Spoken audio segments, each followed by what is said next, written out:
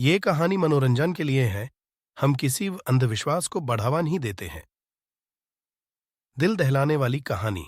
गांव में एक बड़ा पुराना हाथी जंगल के पास रहता था। लोग कहते थे कि वह हाथी अभी तक जंगल के पास रहता है, लेकिन अब उसकी रूह जंगल में घूमती है। कई लोगों ने उसे देखा है और कहा है कि वह रात में आता है और डरावनी आवाजें करता है। एक बार एक युवक रामू और उसके दोस्त गोपाल जंगल में एक पिकनिक पर गए।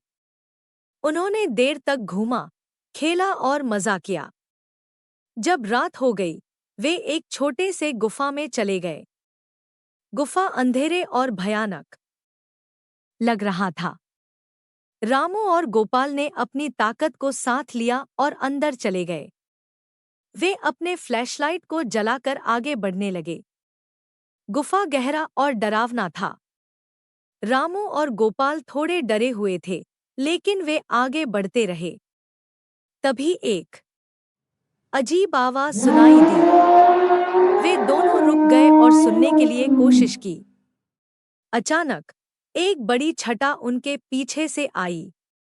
रामू और गोपाल को डर लगा। वे पलटकर देखने के लिए तत्पर थे कि क्या यह कोई अजीबोगरीब जीव है।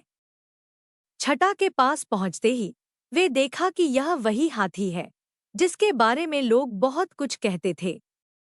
हाथी की आवाज सुनकर उन्होंने खुद को संभाल लिया। हाथी डरावनी आवाजें कर रहा था।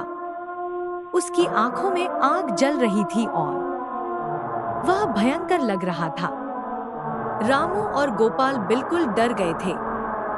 गोपाल ने कहा, चलो, हमें यहाँ से जल्दी बाहर निकलना चाहिए। रामू ने सहमति दी और वे तुरंत वहाँ से निकले। वे घर वापस चले गए और कभी फिर उस हाथी के पास नहीं गए। यह घटना उनकी यादों में बन गई। वे कभी भी उस हाथी के पास नहीं गए और गुफा में भी नहीं। लेकिन यह घटना उन्हें सीखने के लिए एक सबक सिखाई कि किसी अज्ञात और भयंकर चीज से दूर रहना हमेशा बेहतर होता।